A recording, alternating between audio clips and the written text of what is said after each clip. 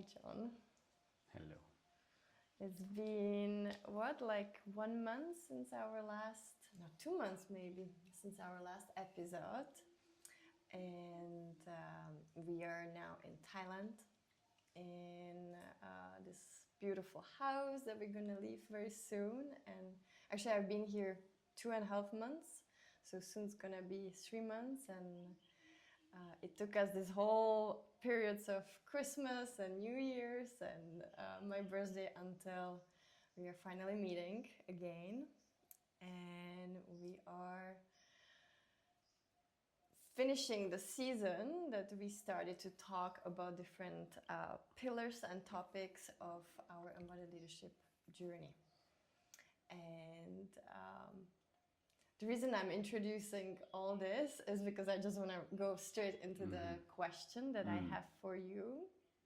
And so maybe my first just question is how do you feel, what's shifted within you since last time we spoke in the US at your parents' house?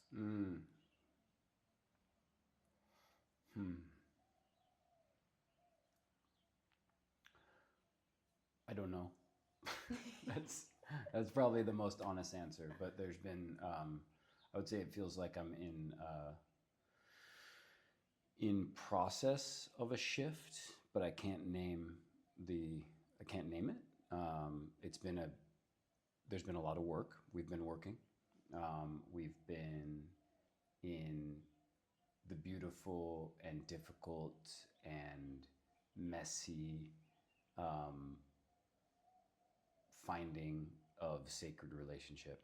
And I think that you and I have certainly been landing in a new chapter of our relationship. So that's been a big piece. A lot of that has to do with working together and like really doing a lot of work because we're holding a lot and we're putting a lot out in the world right now. So that's big. I think there's also an element of when we last spoke a couple months ago, it was we had a lot of we had this journey carved out, and we had a lot of things known and ready and created, but we didn't yet have anybody else with us. And so probably the biggest shift is that we now have people that we are getting ready to start the journey with. We have the technology that's coming together. So there are lots of moving parts, and there are people that are on the journey with us now. So that feels like probably the biggest shift. And there's both the beauty and the weight of that I think is here. Yeah, that's so true. Like we sort of have like a family suddenly, and we are at the very threshold of embarking together on this journey that I think at the time when we spoke, we were still in some kind of last development of it. And I mean, it's been journey of creations like this past year. Like I feel like it's sort of the end of this year was that journey.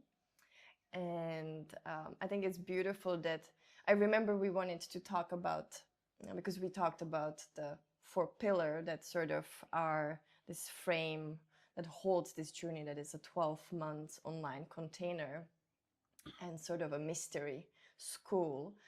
And as we already started to create, I can see already us changing language, like sort of aligning more with the truth of what it is. And I remember we wanted to kind of talk about the last pillar, which is wisdom. And we decided not to because it felt too rushed. And in some ways, I feel like it's beautiful to have this break in between. And as you said, I do feel like there was also, I feel like the Christmas, and this New Year, like it's and the winter solstice, like it's kind of that felt like a portal of some sort that we both went into. And this like winter, like, something was like, is still kind of dying, because I feel like the New Year's is kind of starting with our journey, which is in March. And I feel the beginning. We both feel the beginning. Maybe not the New Year, but the spring and the energy of the beginning. the beginning. and also like the Chinese calendar, I think it's somewhere in February, and that's where I'm kind of feeling like I'm still feeling like the end, like there's like a closure of this year, still sort of slowly shedding the last bits. So talking about the last pillar of our journey that we're gonna embark on, which is the wisdom. Do you want to say a little bit about why is it the last pillar? And is it the end or the beginning? It's a great question. I think it's all yes. And I mean, I would say, well, you just sort of introduced it. The first, I certainly don't know wisdom. You know, there's like, so that's the first thing. It's like you can maybe touch it and you can maybe grasp at it, but at the point that I start telling you I know what wisdom is that's not a, yeah, that's not it. So I would say the reason, so exactly it. It's the end and the beginning maybe together. So you just talked about what we went into over the last 2.5 months. It's a beautiful segue. We've been in winter. So like we've equated wisdom in our journey as maybe the quality that we're exploring together in winter, and maybe the thing that that winter might have to offer us if we're in some context of, and the mystery school is a piece that came in these 2.5 months. So it's a beautiful frame. It's certainly not, we're not saying we're starting a mystery school. We're saying, hey, this journey is kind of a container where we're asking the mystery to guide us, and we're using the mystery of the seasons and the mystery of things. I say all of that because to me, wisdom is, there's some degree of not knowing that is inherent in it. That's something that feels true. There's some degree of you know that you're with a wise one when they can like laugh and shrug, and you know, Thich Nhat Hanh is a beautiful example of a clear wisdom carrier. And if you listen to that guy talk about anything, there's just so much joy and so much what comes through his transmissions are, it's not like this is what it is. It's sort of like, yeah, here's what I've experienced, and I don't know. There's sort of a not knowing all the way through. Yeah. And then that's the last piece I want to say, because you said is at the end of the beginning, and we're starting this in spring. So we start this whole journey where we're kind of coming around, but we start it with desire. And so then it might say, well, where does a pure desire come from? Because desire doesn't have to come from wisdom. And probably in our current world, most desires don't. Most desires probably come from an animal, like a power or a need for something or a want for something. But when desire comes from wisdom, if desire comes from some like holding of what's unknown and the bigness of life and the mystery of it all, then desire itself can sort of be informed by something that's unknown, and then I think you're touching maybe the quality of wisdom. Mm-hmm. Yeah. Would you say like not knowing is an important essence of wisdom? Yeah, it's certainly not enough on its own, but yes, it's like there. You know, when we talk about the winter and we talk about the portal, as you said, it's almost like it's the one season that it's the dream space. And when we go into the dream space or the subconscious or the unseen places, it's behind the veil. And so everything else is in front of the veil. It's on the stage of life. And wisdom knows a bit of something that's happening behind the veil. And so yeah, there's a quality of just being like, I don't know what's going on back there, but there's definitely something happening. And I'm allowing it to inform what I'm doing out here in the front, and I'm honoring it as doing a whole bunch. Maybe there's like 1,000 characters back there pulling strings and doing lights, or maybe there's just one person that's like scrambling around. But regardless, I don't know the machinery that's happening to support my life, but I'm going to do my best, and I'm going to hold that there's a whole bunch there. Yeah. So that like, not knowing. I feel like also like as you speak, I'm feeling the humbleness, you know, of like the not knowing what's happening back there. It's like also the humbleness of in the not knowing is like to listen to also be receptive, surrendering, trusting. There's something also like as you speak in the winter, it's this like, okay, I'm just gonna rest and trust that after I rest, I will feel different. You know, that something's gonna come and move me again. Nice. And I just want to say for people who maybe might be a little confused, like we are basically the four pillars that we will walk through. They're linked to the seasons, to the seasonality. That's like part of the magic. And I was curious about wisdom. I mean, I was curious about this, how would I say it?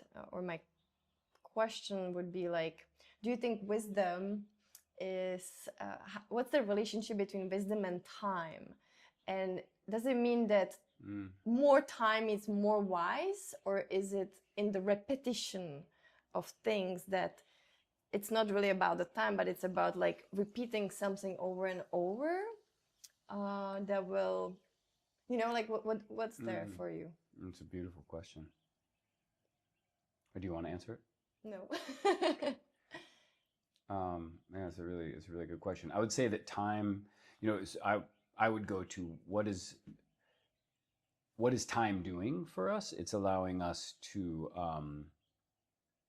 it's giving us the opportunity to see the truth and to see what's really going on with ourselves and in the world. There's a level of embodiment that time allows for, if in our language. So there's a level of, we can know something. We can, in fact, in today's world, we can pretty much know everything. It doesn't take long. We can literally just have the answer to everything. And there's, and things that sages maybe discussed and toiled over and wrote about and thought about, we can just have in like a month if we do an online course. That's like a beautiful thing. And that's just knowledge. Right. There's nothing about knowing how the world works. And that's, in my opinion, maybe a lot of what's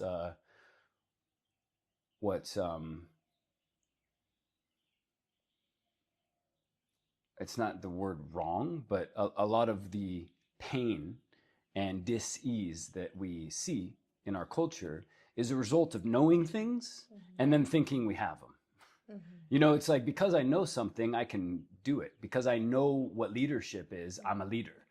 Because I know how, you know, like how physics work, I'm a master of my material reality. So then what time allows for us to do is to learn, is to embody that knowledge. And when we embody it, we sort of boil it down to its essence. And we realize a lot of what we knew was kind of bullshit. You know, like at least how we thought about it, but we can then feel the essence of it. And that's then, I think, why we attribute wisdom to elders. But the wisest being I've got to encounter would have been my daughter, when she's like in these moments when she's 2 or 3, and it's like she's not even, there's something that kind of comes through. And so wisdom for me, but she's not wise. She's an 8-year-old. She just turned 8. Shout out to Willa. But she's not like a wise one that's just carrying wisdom all the time. But there are these moments when she's spoken wisdom to me, and I can hear the voice and I listen, because I'm like, whoa, there's something there that I need to hear. So I don't think wisdom is only something, but maybe those that have worked with time in a way and have like cultivated it, it probably takes for you to hold it and to be able to transmit it. Yeah, I think it's something that takes some years, and it really probably takes a lot of falling and getting up, and that's kind of what humbling is. I don't think so. I don't think it's something that we just get to. You don't get to read about wisdom in a book and then say you have it. It's something that you come to and you kind of meet, because a lot of your ideas about the world kind of fall away, and you realize your youth in it. It's beautiful. I'm feeling from what you say, it was kind of, there's something about the embodiment, and actually it's It's something that we're both very interested in, like embodiment. And this time, what I'm feeling there, it's not really about a length of time, and time is not linear also like, but it's what I felt more, it's about like lived experience in the body, or something that, like knowledge, I almost feel like knowledge can be poison, like it can actually take us away very much from a wisdom. And I feel like somebody who's working on a field might be very wise, because his lived experience is being with the nature every day, and he's just part of it. And so the transmission is going through the lived experience. And then there's something about like, there is something about repetition, like the cycles. Also, like you speak a lot about like the cycles, and then we know that after these 4 pillars, and that we go again, and there is a repetition, there is spirals, there is cycles in this universe. And I feel somehow that's also the wisdom of why the cycle. Can I ask you a question? Yeah. I wonder if it's beautiful. It's coming, one, lived experience. That feels like it's getting really close. So that's what your language, and that feels true. And then I wonder if maybe you could talk about the cycles. Like, I feel that there's a certain kind of wisdom that you bring to me and to my life. And I can feel your journey. There's been a lot of journey, but one of the ways you've come to that wisdom is your journey through the dance world at a young age for like a 10-year period. And I wonder if you can talk about what would have happened if you were a dancer for like a year or 2 years, you know? And so I wonder if that's where, because I didn't have an experience where I did the same thing again and again for that many cycles, especially at a young age. And that feels like it carved you into something like it. And then you left because you were like, no, but I wonder, yeah. So maybe just. Yeah. Not 10 years, 20 years. 20 years. But I'm feeling really, but it's more like, you know, it's like if I say it about masters, you know, masters of Tai Chi, or there's something about repetition. So I think repetition cycles, it's like you doing the same thing, but it's never the same thing. And as you revisit it with the new time, new awareness, new self, you're kind of able to be like, wow, I see another layer. And I think like you asked me about the dancing. So for me, the wisdom that I really learned was the language of the body. And the body, I feel like has this its own time. And the body isn't, I feel like the mind can be very quickly like it's more the knowledge, but the body, like when it knows, it's like there's no more question, and then you kind of move further. So there's like within the repetition, there is like a landing, and I feel like the body is infinite. Like there is also almost like an infinite capacity to expand or stretch out, or like this single movement. You know, like also like when they, the Chinese, the symbols, when they can do them, like the masters, they do them, I don't know, million times, and then it's just this one stroke, and that's the mastery. So it is like, it's never this, the repetition, it's never the same. Can I also just say something I'm feeling, because so you were then a 32-year-old dancer who had studied something for 20 years. And then the next 6 years allowed you to bring all of these things into your life. I can be a healer. I can listen to other people's bodies. I know how to cultivate experience. You had this sort of well to draw on that you can just like, and I see you. So you can, I think I even reflected this to you today. You can put yourself into something. I can see the Fool card. Like you can just step into something and more rapidly than I can see anybody else. And I can see the dancer in you in an experience. You're like, okay, let me do it. And you can just kind of put yourself in there, and then you come back to it. And that's something that you gain. So there's some mastery that then just allows you to know how to. It's like a key how to do that live. I It's a key. received. Yeah, yeah. It's And a that doesn't wisdom. mean that you're wise. No. Maybe there's, but there you are in a way. So then there's something there. I mean, that's one thing I'd want to say about wisdom for me personally. It was about, it was like 4 years ago when I kind of touched my own wise one, I would say. And I don't have like, there wasn't an understanding, but I touched it, and it was like I kind of felt myself as an old man, not a guaranteed path, but I could feel the wisdom there, and I could also feel the gap, like how far away from that I was, and then I was like, okay, I'm gonna walk that path now, and in knowing I was walking that path, it feels like as I come to wisdom, and I am consciously, I sort of know where I'm heading, and most of the time, let's say I'm acting like an idiot with you, I kind of track back on that, and I'm just like, I'm so not wise. Like I really don't have it. I don't have control of my emotions. I don't have I'm not clear with my words in these moments. I'm not able to hold myself the way that I could feel this other being can, that I'm getting towards. So clearly I'm not there yet, but I'm kind of like on the path. And so that feels, at least that's my way, is to kind of pick something and then just be like, I'm going to try and get there, not fast, but I'm going somewhere, and I'm going to be able to hold myself in a certain way. So that's a helpful I'm piece. curious, when you did that, was that like a felt sense of the future, let's say, elder of you, the version of you, like an elder? Was it, it was a visual? Was it the felt sense? Was it, It was a felt sense. It was one of these, one of these moments where I was in a period of life where I was, you would say my third eye and my crown were very open. So there was a lot of imaginal, like I was feeling and seeing, and it could kind of be all at once.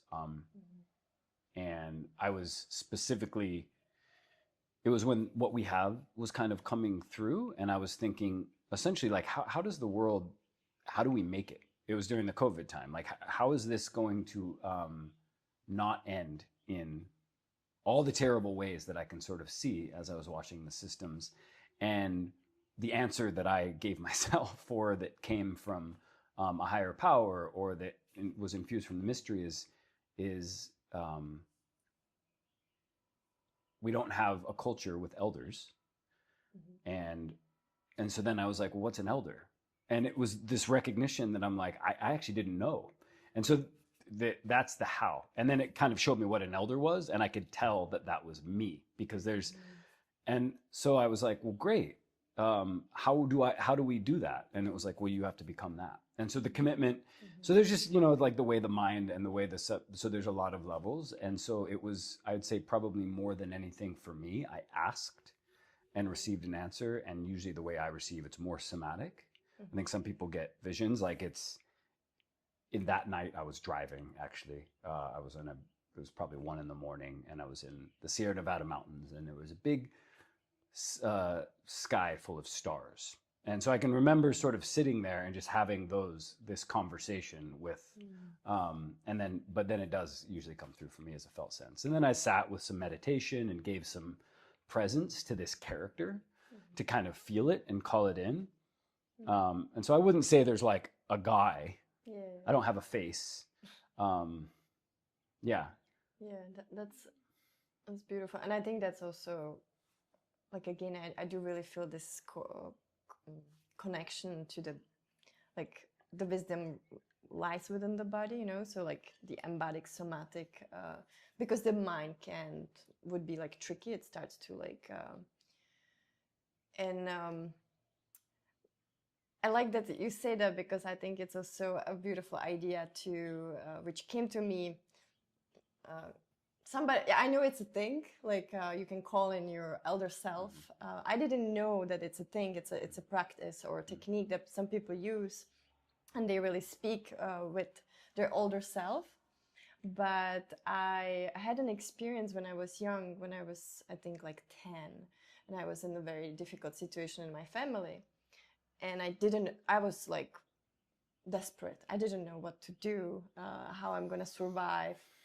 And I remember like without knowing, I just asked for help, and it was like I had a conversation within myself, and it's like a future self came in, which I don't know if it's this version or much older, but it was like, just keep walking, you will be fine, and you're doing, like, you're on the right path. And it just like talked to me, gave me this like also felt sense of just keep going, you're okay, and safety. And I know it was me talking to me from future. So it was beautiful how we can like access different timelines. And what I would say about timelines is, it's so simple that future self is like, and my future self are like, yeah, just come. There's a beckoning, but it's only through the touching of it that you can actually align yourself to it. So it wasn't happening until you asked the question as a child. That's just, and it wasn't happening until I asked to meet that one. And then that one's like, yeah, you're already there. And so it's kind of clicking in and happening together, but it is then important to essentially do the work of humbling in the moment and asking for help, and, you know, sort of getting on your knees and praying and just being like, oh my God, I don't have this all by myself. Can anybody out there, please? And it kind of can align you in. But in that, you're already touching wisdom. So your child there was like, I need help. That's touching the frequency of it. And so then it allows you to sort of tune in. And there's like a direction. There's a direction. Yeah. And then you're like, oh God, I caught it. Like, let me stay on that path. Yeah, that's beautiful. You spoke about very briefly in what you shared about we don't have elders. I think it's quite interesting to just, what do you mean by that? We do. So I've met elders. I see them. So I just want to be clear. And there's a difference, right, between like somebody who knows a lot and an elder. And so, yeah, there's not an old person. Yeah, Elder definitely is not an old person. I would say most of our old peoples, most of the baby boomer generation in the Western world are just clearly not elders. That's a truth that is pretty inarguable. And I don't want to try and give much voice. That's just a fact. I think you can see it on the world stage. You can see it in our companies. You can see it in all the places, to no fault of their own. They're called the baby boomers. It's like babies in the title of that generation, right? And there's, and so yeah, I don't think to be old does not mean to be an elder. An elder is something like a wisdom carrier. When we think elders, what we see is elders like indigenous, and those beings exist. And why those cultures still exist is because those beings exist. So then what the elders been doing when we were in Peru, what the Quechua elders have been doing is holding a frequency and a culture and passing it on to children, and then the children become elders. And not everybody does that, but there's a sort of unbroken line. And so they know what they're doing, which is why when we went to Peru, we knew we were coming back, because there's a through line that's over 10,000 years old that you can just feel, and there's something held there. But those Quechua elders, they don't know how, they're not of the Western world. They're holding the Quechua culture. So when I touched, I am not Quechua. And when I'm asking the question, how do we survive this? What those Quechua elders are praying for is that we privileged Westerners figure out how to become elders so that we can hold our world in a way that they can hold our world, because they don't have the tools, they don't have the resources, they don't have the positions of power, and they never will, because they don't have the mind, and they don't have the like colonial history that we have in our blood. So in that, it's my responsibility to find out what it means to be an elder with all of what I have, which is a whole bunch of privilege, and it is in a Western colonized culture, and it's that culture that doesn't have elders. So we've sort of lost the elders, I think, a long time ago in a lot of different ways, because there's been a lot of victims, I mean, just over thousands and thousands of years, it's just been colonization, control, war, kill, dominate. And so we don't, it's just a breaking of all of those things. And so I think we are in a moment, I believe, that we are being asked to become the elders that literally don't exist of that culture. And so to pull something in, not to say the culture's not dead and the culture's not at fault. It's that we need to figure out how to hold ourselves and hold our culture accountable and do something for 20 years, not for 1 or 2, and do something for the future generation. And that's another point of elders. Like elders don't care so much about themselves. But like they're not so interesting to themselves. Mm-hmm. They're like, the kids are more interesting. I'd like to hang out with them. So I think so we're becoming the famous quote of like, be the change you want to make in the world. It's like that the change that's needed is that a culture of elders that hold something more than themselves, that don't try and dominate so that they can get something for them and their family, that actually try and create something so that all of the rest of life exists and goes forward. No, I think that's very important to just become aware, like this fact. I'm gonna wait until you do that because the sound is always very much in the mic. I think with that, I'm wondering also there's something about, so the fourth pillar, coming back a little bit into why we're talking about wisdom and our creation ahead or our journey ahead and learning all about it, not knowing where we get. Learning together, where we will embarking on the journey. Yeah.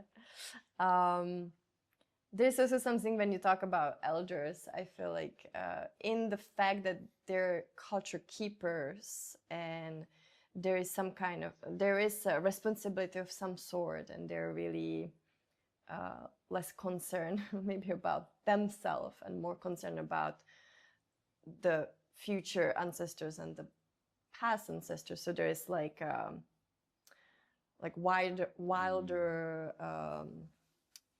awareness, and they're also, I feel like, very connected to land and earth and time and other beings. But there's also something about, like, I feel almost like they're also leaders in some ways. No, would you say, like? Yes. Because they. I would say those are the embodied leaders that we're trying to come. Yeah. It's like there's an elder. Yeah. I think I want to sort of exit from, unless you have something else to add to this, but I feel like I wanted to exit from. One thing I want to add, I'm not saying that elders don't exist that are in our Western world. It's that there's an energy, and that energy doesn't exist. So I think that there are many beings that are doing their part that I'm so grateful. I can name a bunch, and I don't have the knowledge or the thing to look at without them. So I'm very grateful for them. And they're trying to do something. They're trying to do an operation together. They know that they can't do it alone. So there's something in the elder that's holding a template, and it needs more. There's a community aspect that it needs. One wise old person alone's just going to get ignored, and they're going to be sitting on a park bench. So. No, and as you say that, I feel it's a lot about actually the younger generation, or like us, not like within the. Like for me, I don't grow up in a culture where they're honored. Elders are honored. It's not that. It's almost like, we said that elder doesn't mean necessarily an old person, but there is still something about like elderly people. Yes. They have a wisdom of 80 years of their life. Yeah. We treat them terribly. Yeah. And a lot of people know that when they're going to be old, they're just going to be this piece of trash. Mm-hmm. And so this is how we so it's almost like it doesn't even give this this space for a lot of elders. And then I feel like then there's this very lonely beings that are very wise, but they're not honored. They're not fully, they don't have a place in our Western culture. That kind of thing wouldn't be able to exist if there was that through line of an elder. Yeah. And that's exactly it. There's so many broken, just simple community and family dynamics that allow our culture to persist and pillage the earth and pillage all the neighborhoods and pillage our own neighborhoods and pillage other people's neighborhoods. It couldn't exist if we had that frequency, because an elder's gonna they're gonna slap the president and just be like, like, get your shit together. And there's a part that they play. Yeah. I think it's like a big topic that we could go into. I just sort of, when you talk probably about we it, should invite some elders on. we definitely, I feel very young in many ways, but but we're doing our best. We're doing our best, and I wanted to sort of take it out because I know that it is an important piece to talk about. Thank you. But I think I wanted to close sort of the focus on the embodied leadership journey and the fact that we talked now about wisdom, which this season of episodes is all about. And I think I want to just like make a little peek into the new season and sort of be like, without talking about what's because we don't know, but I maybe will ask you, since we talked about the 4 pillars, the cycle we're gonna go on, and it's gonna become part of our life, also part of our community, and who knows what else is gonna be burst through this. But if let's say now we are really finishing this year and we're sort of in the winter wisdom, and we're gonna step now into the new season, what's your desire? What would you like to, where would you like to meet me for this new season? It can be simple, we'll see anyway what happens, because we always meet in the moment, but. Yeah, thank you. I think I'm excited to grow with you. I'm excited that I am growing with you. And I think what's becoming clear in me as this embodied leadership journey has come through me over the last 6 months, it's the remembrance and the care for just creating community.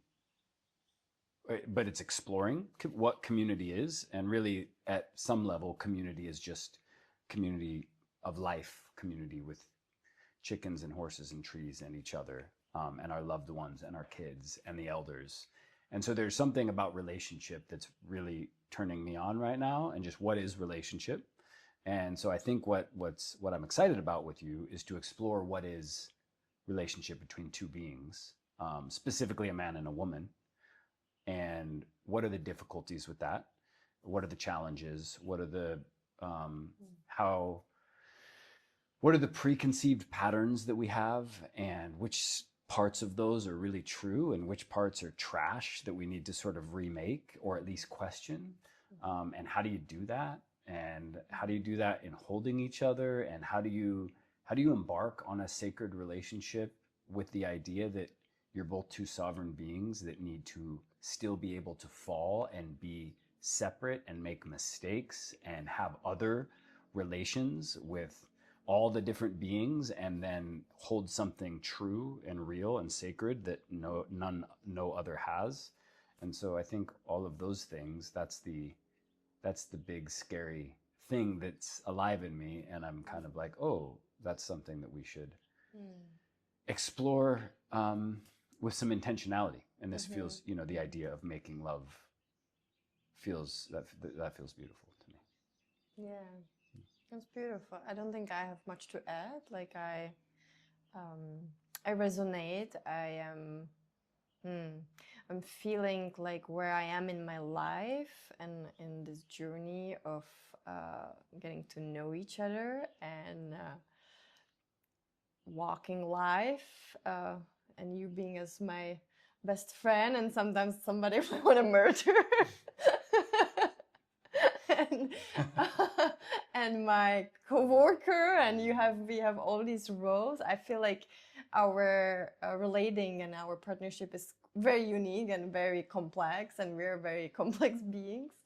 But I'm feeling like where I am in my life is like after these 2 years, there's like the different phases in our relationship, but I feel like where I am is there's some kind of ability to now not be so much in the personal and be a little bit more curious about what is relating and less about like, as we're speaking about relating, it's touching all this emotions and wounds within me that I'm unaware of. And so then I'm more like reacting than like exploring. So I am excited to explore in a new level, and also because we will be in a whole different chapter of our life. I think this year 2026 is gonna be crazy. and I'm also excited at some point to see also as we're growing our community, the beings that will maybe show up at some more moments and talk about relationship with us. Lots of people know a lot about relationship. Yeah. It feels. I think that's it for today. I feel complete. Beautiful. Thank you. Thank you.